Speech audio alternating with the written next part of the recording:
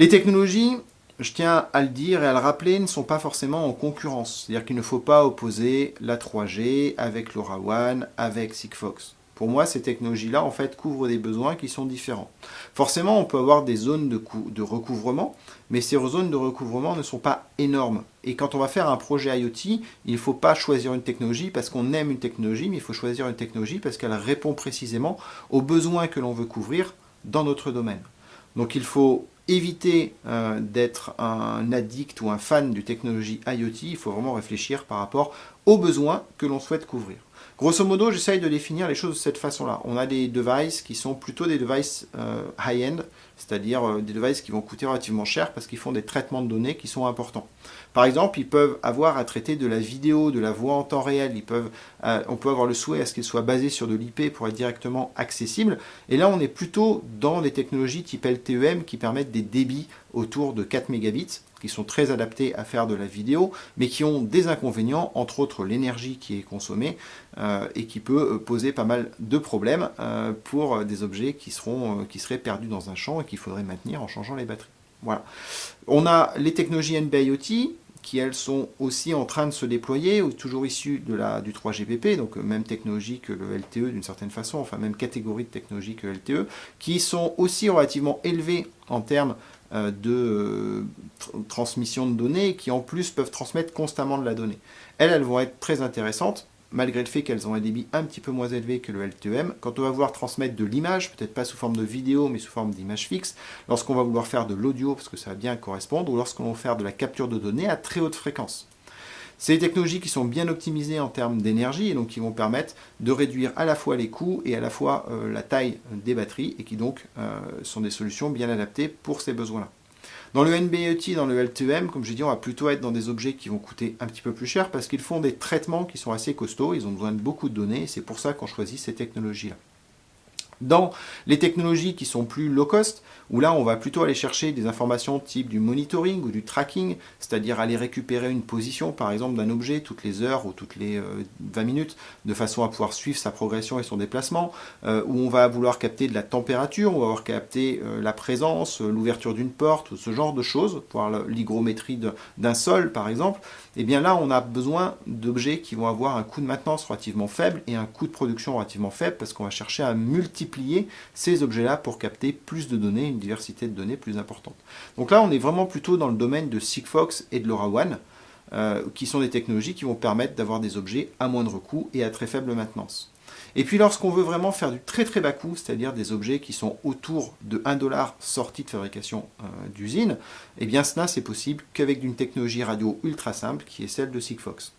Alors entre Sigfox et LoRa, on va dire qu'il y a un gros recouvrement, mais en fait on va toujours quand même avoir une différence relativement intéressante entre les deux si on regarde où est-ce que l'objet que l'on veut déployer va être utilisé. Globalement, si on veut aujourd'hui un objet qui fonctionne partout dans le monde, eh bien, on va être limité aux technologies de type 3G, 4G cellulaire, qui elles sont plutôt donc, coûteuses, avec une consommation d'énergie importante, mais plutôt bien répandues, puisque la population les utilise pour les téléphones mobiles.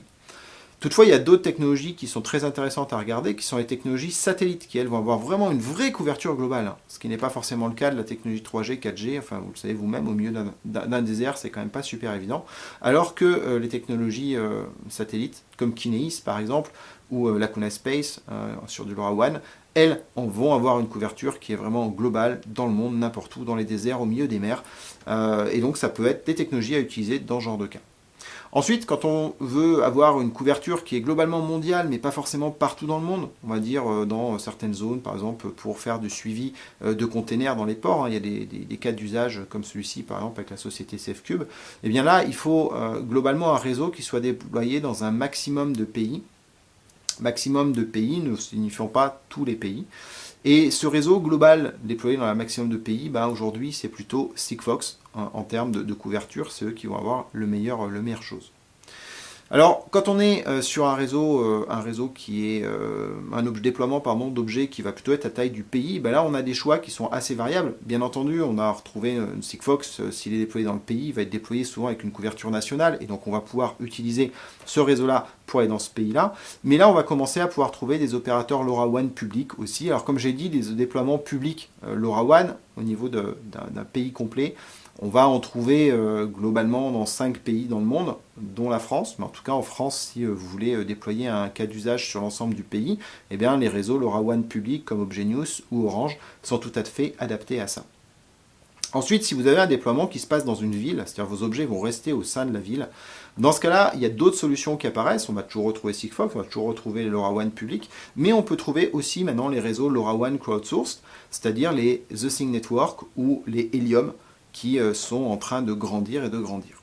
Alors, j'ai pas mis aujourd'hui les réseaux de type Helium et TTN au niveau national ou international, or c'est quand même leur objectif à ces réseaux-là. Et si je les ai pas mis, c'est parce qu'en fait, aujourd'hui, dans l'état actuel de ces réseaux-là, ce sont des réseaux qui couvrent un ensemble de villes. Alors, ils couvrent des milliers ou des dizaines de milliers de villes dans le monde, mais quand vous êtes entre deux villes, il est très rare de trouver de la connectivité. C'est pour ces raisons-là que je les positionne sur l'espace City. Maintenant, si votre projet consiste à déployer 10 ou 20 cities, 10 ou 20 villes, sans doute les LoRaWAN crowdsource vont correspondre. D'accord ? Il faut bien lire ce tableau en disant le cas d'usage que je vais déployer, je veux de la couverture sur l'ensemble du monde, donc y compris dans les océans. Je veux de la couverture sur une multitude de pays, mais au niveau national dans chacun des pays. Je veux une couverture pour un pays au niveau national, parce que mes objets vont se déplacer là-dedans, ou alors je veux des couvertures qui sont en ville par ville. Et dans ce cas, on rentre dans la partie Cities, où on peut trouver les LoRaWAN Crowdsource Network. La particularité de LoRaWAN, c'est qu'on peut créer son propre réseau privé. D'accord ? On peut utiliser un réseau public, on peut réutiliser un réseau opérateur, mais on peut aussi déployer son propre réseau à titre privé en déployant ses propres antennes et son propre serveur réseau. Et dans ce cas-là, on peut créer son réseau là, ou utiliser un réseau crowdsource aussi qui peut être utilisé comme un réseau privé, bien sûr. Alors je mets une limite à l'utilisation des réseaux privés en disant qu'il vaut mieux avoir au moins 2000 objets pour que ça vaille le coup, tout simplement parce que le coût de maintenance, de mise en place et de maintenance d'un réseau, ben, c'est pas gratuit et en dessous de 2000, à mon sens, il est préférable de payer une souscription auprès d'un opérateur public qui lui va gérer toute une flotte d'antennes dans l'ensemble du pays, plutôt que de déployer son propre réseau avec ses propres antennes qu'il faudra maintenir. Voilà, ce chiffre de 2000 peut être challengé, il est basé sur certains calculs que vous pourrez trouver dans un article sur mon site web, mais grosso modo c'est pour vous donner une idée et se rappeler qu'avant de déployer un réseau, il faut bien penser aussi à ses coûts de maintenance.